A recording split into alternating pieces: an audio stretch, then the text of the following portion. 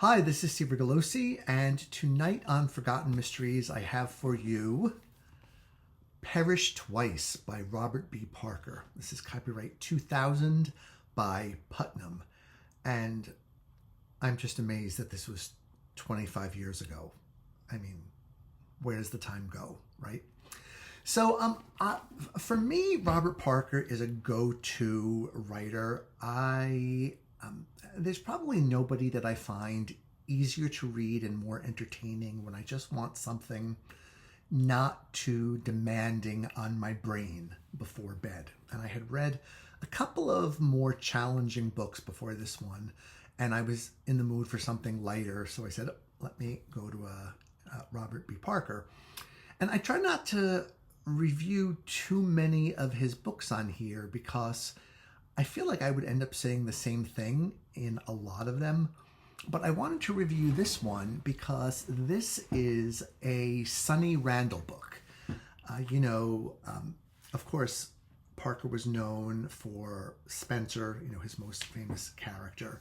But he also had other series characters like Jessie Stone and Sunny Randall, his female private investigator. And so Parker's lead characters all have, they all share certain characteristics, right? Independent, funny, good one-liners in non-traditional relationships in that they're very tied to someone emotionally, but marriage and cohabitation aren't necessarily their thing. So they're trying to figure it out as they go along, and tend to have very good relationships with their partners, but just don't live with them or want to live with them or be married to them. So it's kind of interesting from that point of view, reading about these non-traditional yet successful relationships. So I wanted to talk a little bit about Sunny. Her real name is Sandra, which I don't think we find out until a later book.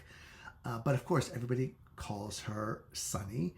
And like Spenser, she is Boston-based.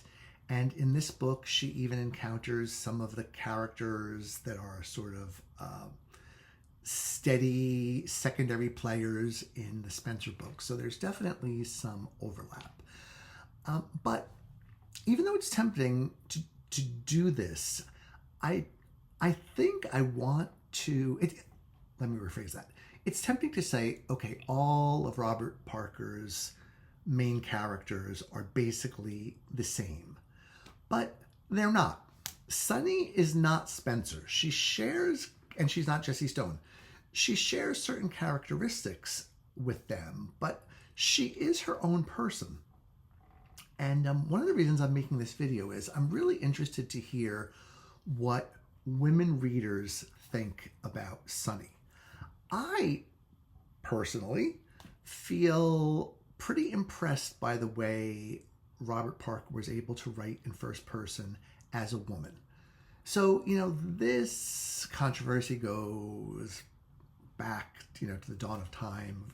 Can men write women characters in first person? And of course, these days it's gotten, beyond that. Controversy has gone into all other nooks of society. So, right, can non-black writers write black characters? Can, non-gay writers write gay characters? It's all kind of, I won't say where I fall on that, but I'll just hint around by saying that I think a writer can do whatever he or she wants to do as long as they do it well. But I just think that there's something about Sunny Randall that makes her feel like a real woman to me, a real character. That she's got her, she's just got her own distinct voice, and she's super likable. I mean, you can't not like Sunny. And a lot of that, I think, comes down to Sunny's own approach to herself.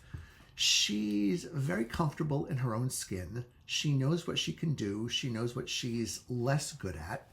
She knows when she can go it alone. She knows when she needs help from outside. She would be, considered a feminist, but when a man offers to help her when she's, when she needs some information or she's in a bind or something, she's not all, get away from me. I don't need your help. Go F yourself. She's like, okay, I need your help in order to live or solve this case. So I'm willing to take that. And I find that, refreshing. An interesting bit of information is that Parker developed the Sunny Randall character for the actress Helen Hunt.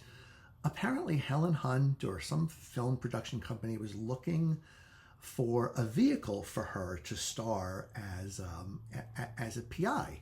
And Robert B. Parker wrote the book with Helen Hunt in mind.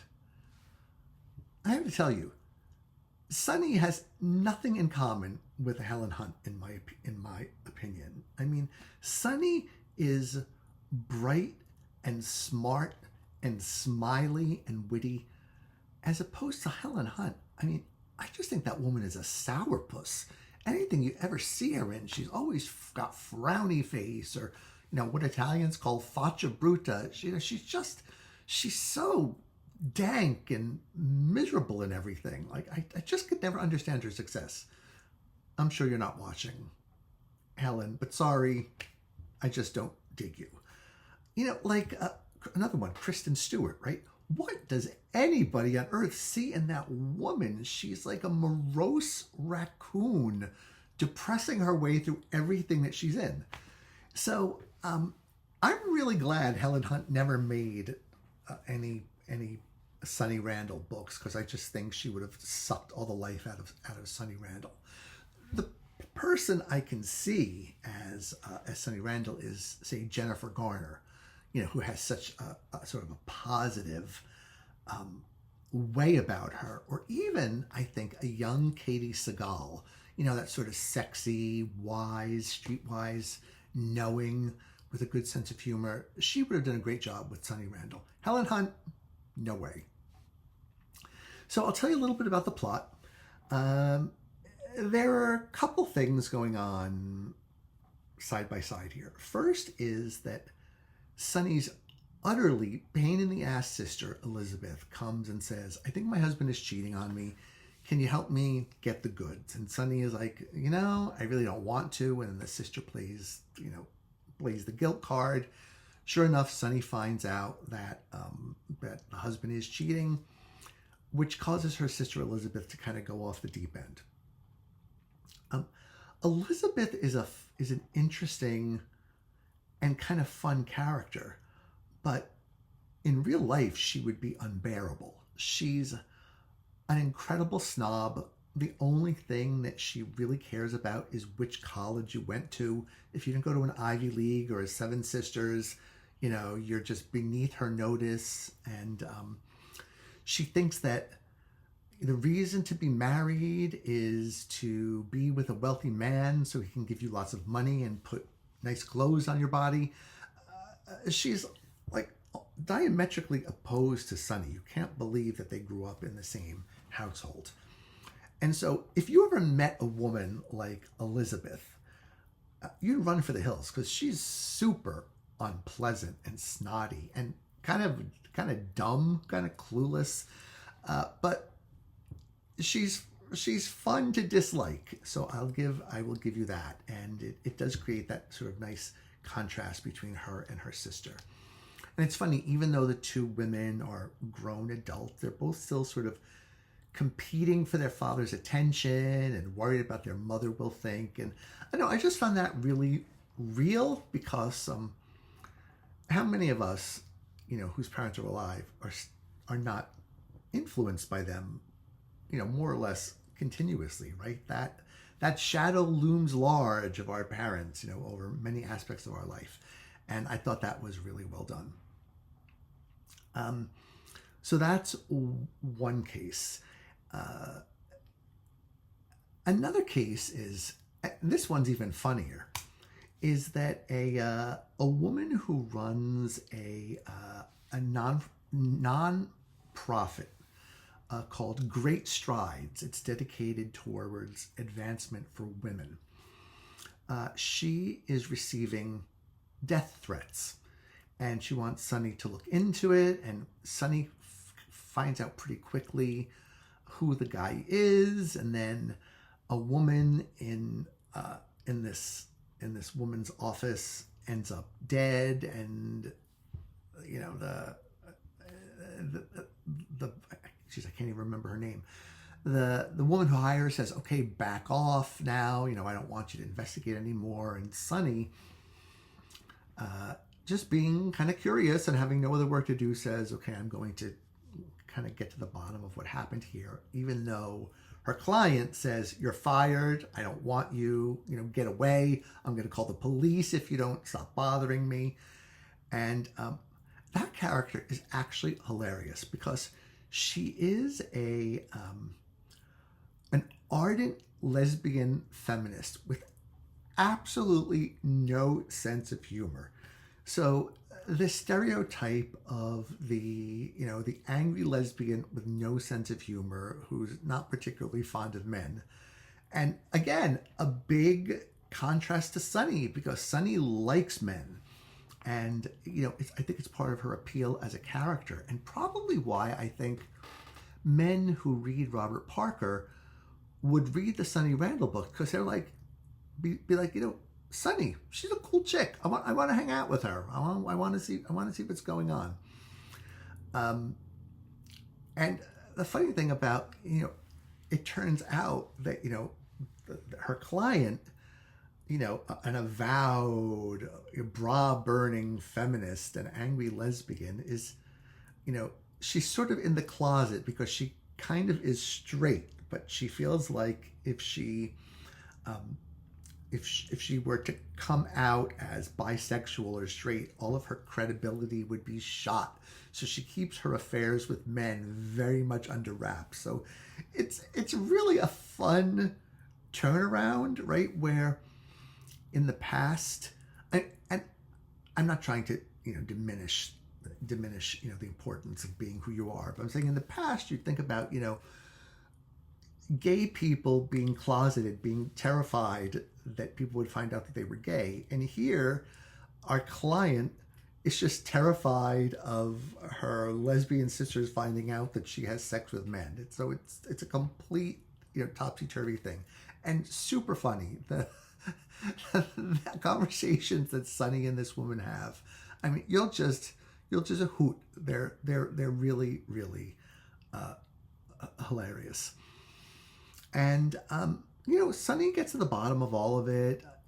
She has kind of the help of the local police, but as usual, the police don't really want a private investigator on their turf unless it's convenient for them or will make them look better.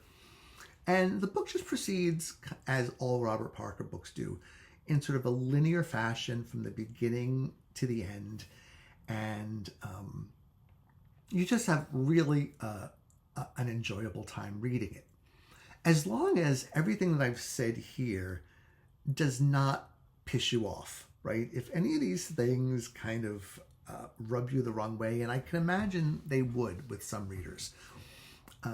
Otherwise, you can just sit back and have a great time and laugh along with Sunny and enjoy her relationship with Richie, who's her ex-husband, but still her love. And they spend every week, 1 week in a month together, have dinner once a week, share custody of a dog who gets a lot of time on the page. There's a lot of dog love going on in this book. So if you're a dog person, you will see a lot of dog love and, little anecdotes about dogs, the way other people would talk about their children. Sunny talks about her dog. And Sunny's ex-husband, he is, his family kind of runs the Irish mob in Boston, so they're very, very well connected. They want to help Sunny. Sunny's like, no, you're criminals. I can't accept help from you. But they they help her whether she wants it or not. So just a lot of fun things going on in here. Not too much to keep track of. So, I recommend this book, and I recommend the Sunny Randall series. I mean, I really like Spenser, but I like Sunny equally, and I hope you will too. I think, because I always like to give the more critical side of these reviews, is that, some of the plot points just don't ring true, and some of the characterizations seem a little bit over the top. And like I said, I think some people might not appreciate the fact that Sunny is not Mrs. Peel. She's not a martial artist who can take care of herself and, doesn't really need Steed. She does enjoy the company of men and appreciate their help. But she's just really cool and likable. So, like I said before, I'd really be interested to see, if any women are watching this video and have read Sunny Randall, what your reactions are as a woman to this character. So that's what I've got for you. I've got Perish Twice, a Sunny Randall book. This is only number 2 in the series. So I think maybe there might be a total of 7 or 8. I'm not sure.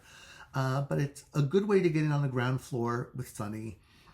Maybe even start with the first Sunny Randall, which was published a year earlier than that. So even though Robert B. Parker is not a forgotten mystery writer by any stretch of the imagination, his books are everywhere and you can get them really cheap in hardcover or paperback or ebook or however you want to do it. I just want to make sure Sunny Randall is not forgotten, with the whole Spenser thing being so prominent. We don't want anyone to forget that Sunny Randall is there as an alternative when you want to scratch the Robert B. Parker itch, but maybe want to try something different from Spenser. Okay, thank you for listening. Have a good night.